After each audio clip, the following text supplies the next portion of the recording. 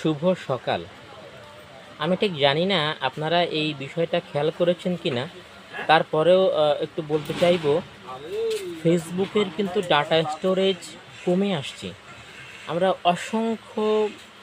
অসংখ্য কেন, কয়েক লক্ষ ইউজার আ ফেসবুক আমরা ব্যবহার করি। প্রতিনিয়ত ছবি আপলোড হচ্ছে, ভিডিও আপলোড হচ্ছে, আপনার কি বলা যায়, লাইভ হচ্ছে।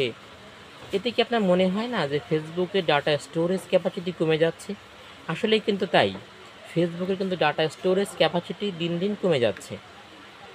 এর কারণেই দেখেন, আপনি যখন আপনার একটা লাইভ করছেন, এই লাইভটা কিন্তু ৩০ দিন পরে ফেসবুক আপনাকে ওয়ার্ন করছে যে এটা ডিলিট করে দেওয়া হবে। আপনি চাইলে এটাকে ডাউনলোড করতে পারেন।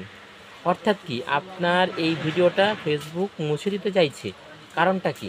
কারণটা হচ্ছে এর যে স্টোরেজ ক্যাপাসিটি সেটা কমে যাওয়ার কারণে এই যে প্রতিনিয়ত এত লাইভ হচ্ছে, যেটা ফেসবুকের কাছে একটা সময় এটা বোঝা হয়ে যাচ্ছে। সেই কারণেই এটাকে তারা কমাতে চাইছে। এখন যারা অতিরিক্ত লাইভ থেকে ইনকাম করতে চাইছেন, তাদের এটাতে একটু প্রবলেম হয়ে গেল, এটাই যা আমার মনে হয়। আবার দেখেন, ফেসবুকে কিন্তু সম্প্রতি সময় থার্ড পার্টির অ্যাডও কিন্তু অনেকটা কমে গিয়েছে।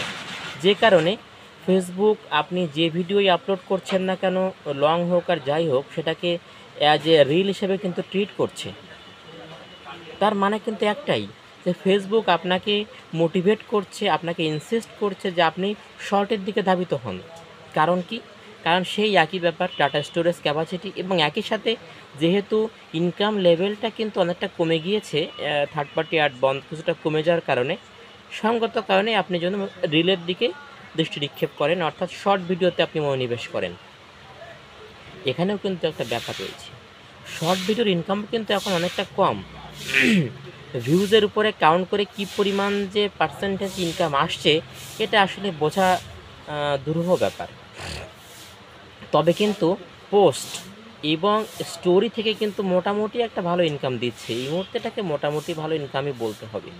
যেখানে একটা রিলসে কয়েক হাজার ভিউয়ার পরেও হয়তো বা ১ সেন্ট ২ সেন্ট পাওয়া টাফ, সেই মতো অবস্থায় একটা ছবি পোস্ট করলেন, সেখানে ৩০০-৪০০ ভিউ হলে কিন্তু ১-২ সেন্ট করে ফেসবুক এখনও আমাদেরকে দিচ্ছে।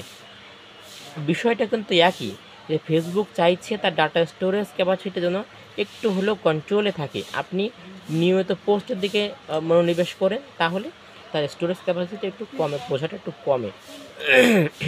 সঙ্গত কারণেই আমরা যারা ফেসবুকের পরে একটু নির্ভরশীল হতে চাইছি, তাদেরকে খেয়াল রাখতে হবে আমরা যেন অতিরিক্ত মাত্রায় আপনার কি লাইভ না করি, পোস্টের দিকে একটু মনোনিবেশ করি এবং স্টোরির দিকে একটু খেয়াল করি, তাহলে হয়তোবা একটা আর্নিং সম্ভব। তাই ছাড়া আর বিশেষ কিছু আর্নিং এখান থেকে আমার মনে হয় না। আর যারা শখের বশে করছেন, তাদের জন্য তো আসলে এটা কি বলবো, দূরের আঙুর ফল টক, একটা সেরকমই। যাই হোক, অনেক ভালো থাকবেন। শুভ সকাল। ধন্যবাদ সবাইকে।